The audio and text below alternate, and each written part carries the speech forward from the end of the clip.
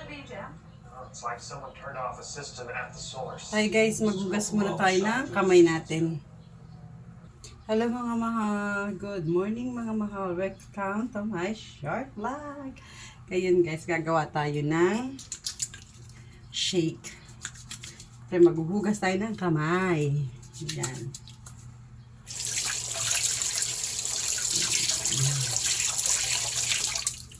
Pagkahugas ng ating kamay,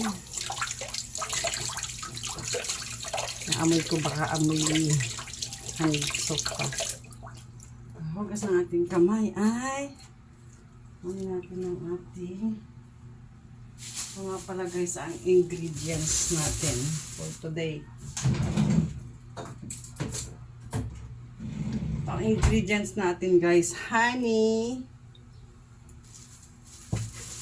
mansanas, at carrots. Wala lang tayong fresh milk na ubusan tayo.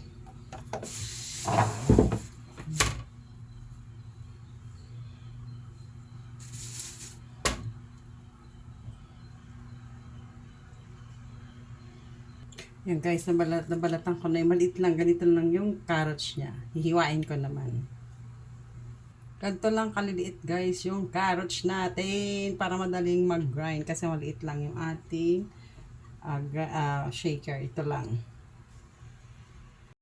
Tapos guys, hugasan natin ang mansanas.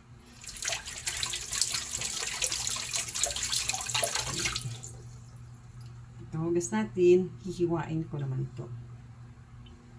Natin ko pala guys yung mansanas para sa akin at sa anak ko. Ito yung kalalaki na ng mansanas para mabilis nga mag-grind. Lalagay na natin ito yung carrots, ito yung mansanas. Yan. Ganyan nakadami yung mansanas. Ito yung carrots sa ilalim. Lalagyan naman natin siya ng honey. Ito guys yung honey, paubos na ha. Maganda tong honey ito kasi puro. Tapos guys, puno na natin ito ng isang kutsara. Pero may extra na ako niyan. Ayan, maubos na. Pero may extra ako.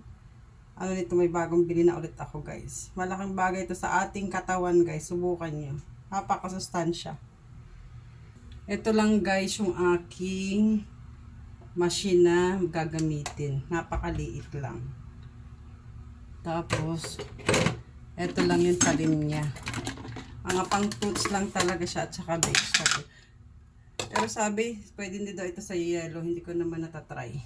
Yan, igaganyan na. Malinis yan lagi guys. Kasi lagi ko siyang ginagamit.